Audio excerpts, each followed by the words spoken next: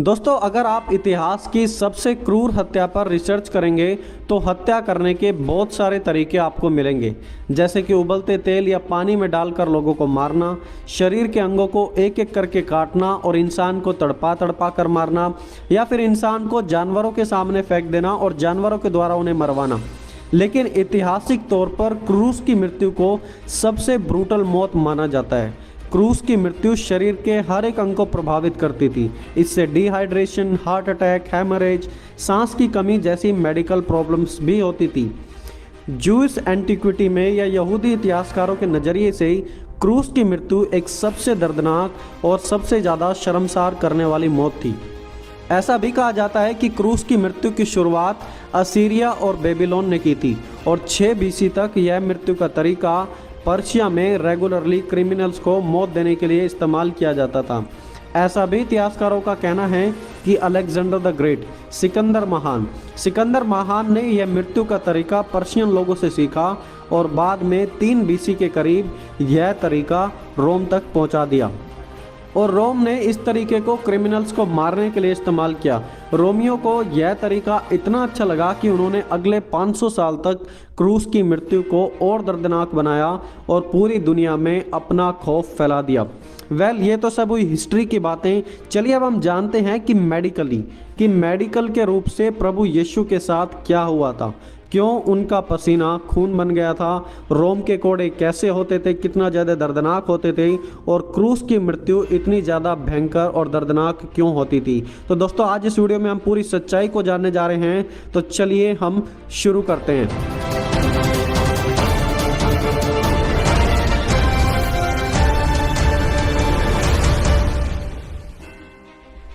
क्रूस पर चढ़ाने से पहले की पीड़ा।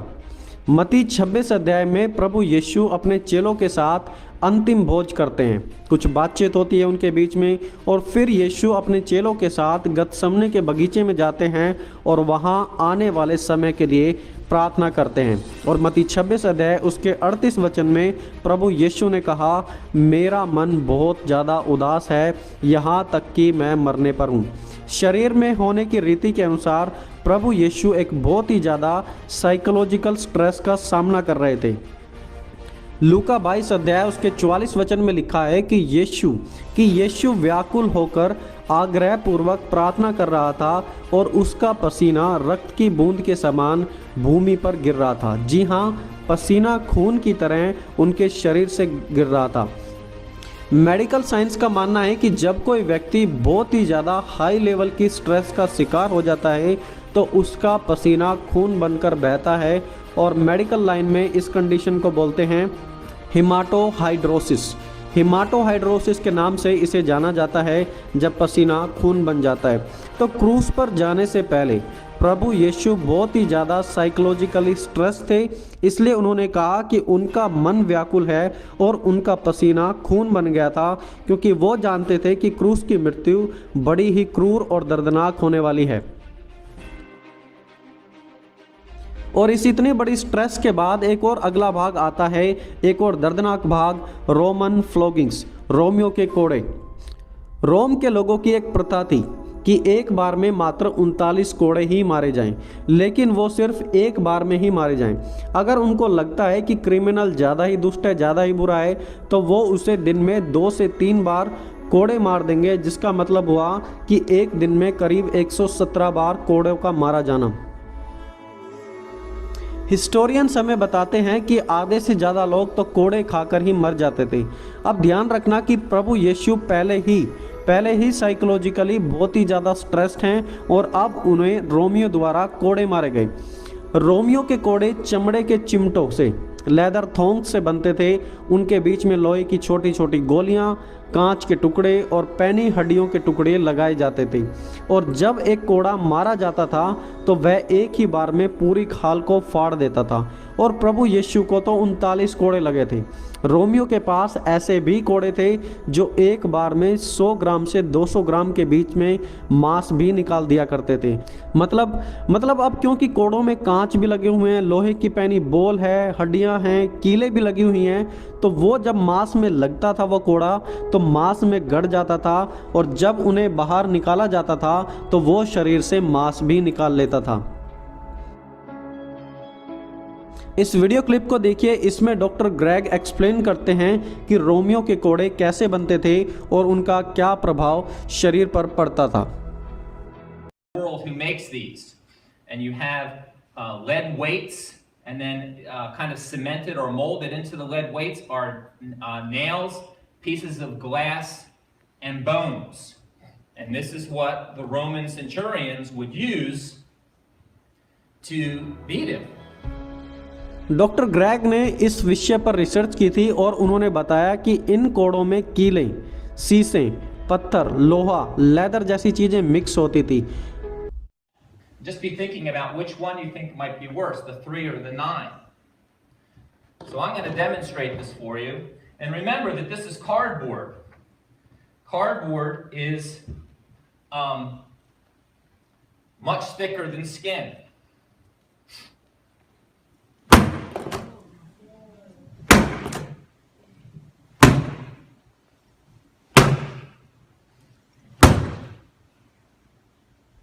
और देखिए उन्होंने कार्डबोर्ड पर यह कोड़े मारे और देखिए कि उस कार्डबोर्ड की क्या हालत हो गई, फट गया वो पूरा का पूरा। अब यह जो कार्डबोर्ड है वह हमारी खाल से काफ़ी हद तक मोटा है, स्ट्रोंग है, लेकिन फिर भी फट गया। अब आप अंदाज़ा लगा लें कि जब प्रभु यीशु पर 39 बार यह कोड़े मारे गए होंगे तो प्रभु यीशु की क्या हालत हुई होगी।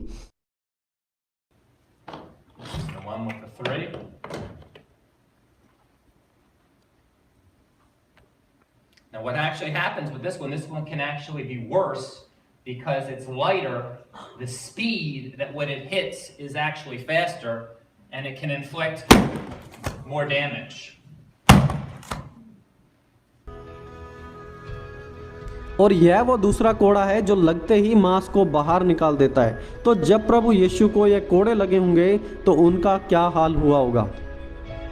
दोस्तों, अगर हमें यह कोड़ा एक बार भी लग जाए तो इसकी रिकवरी के लिए हमें 1-2 साल लग ही जाएंगे। 3rd सेंचुरी के इतिहासकार यूशिबस ने कहा कि जब जब कोड़े मारे जाते थे तो मांस फटने के बाद लोगों की आंतड़ियाँ, उनकी नसें शरीर से बाहर निकलकर गिरने लगती थी और क्रूस पर जाने से पहले ही अधिकतर लोग मर जाते थे। तो प्रभु यीशु मसीह साइकोलॉजिकली बहुत ही ज़्यादा स्ट्रेस थे। कोड़ों के बाद उनके शरीर से खून बह रहा है, शरीर का आधा मांस फट चुका है, आंतड़ियाँ बाहर आ चुकी हैं, ब्लड लेवल काफ़ी कमज़ोर हो चुका है। और मेडिकल साइंस बताती है कि जब कोई व्यक्ति ऐसी सिचुएशन से गुजरता है तो उनका हार्ट और किडनी फेल हो जाती हैं, डिहाइड्रेशन हो जाती है, इंसान कोमा की स्टेज में चला जाता है। कितना दर्दनाक, बहुत ही दर्दनाक एक्सपीरियंस। और फिर बाद में प्रभु यीशु मसीह कहते हैं कि मैं प्यासा हूँ।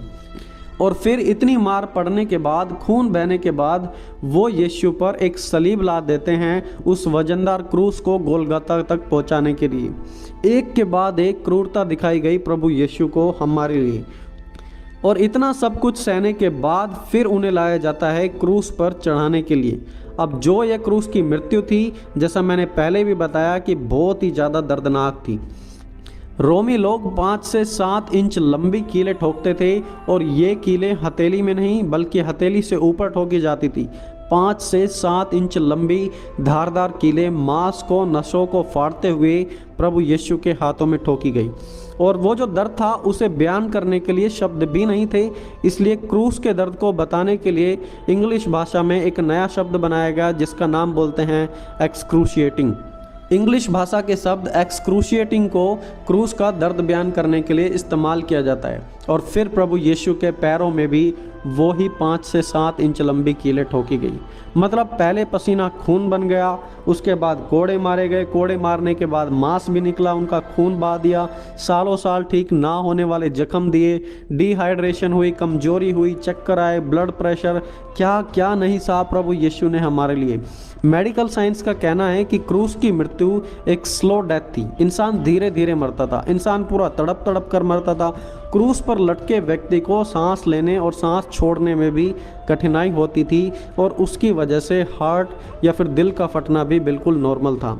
और शायद प्रभु यीशु को यह सब चीज़ें महसूस हो रही थी, इसलिए उन्होंने कहा, हे पिता, मैं तेरे हाथों में अपनी आत्मा सौंपता हूँ। और उसके बाद एक रोमी सिपाही ने भाला मारा उनकी पसली पर। और इस प्रकार इतने दुख दर्द उठाकर प्रभु यीशु ने परमेश्वर के प्रेम को इस संसार में सिद्ध किया। लिखा है, परंतु वह हमारे ही अपराधों के कारण घायल किया गया, वह हमारे ही अधर्म के कामों के कारण कुचला गया, हमारी ही शांति के लिए उस पर ताड़ना पड़ी कि उसके कोड़े खाने से हम लोग चंगे हो जाएं। वह सताया गया तो भी वह सब कुछ सहता रहा और अपना मुंह ना खोला। मेरे ही लोगों के अपराधों के कारण उस पर मार पड़ी।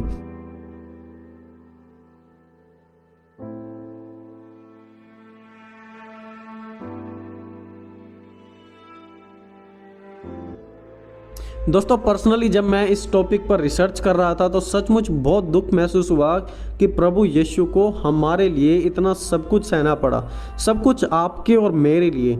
हमें परमेश्वर ने अपने प्राण देकर मोल खरीदा है।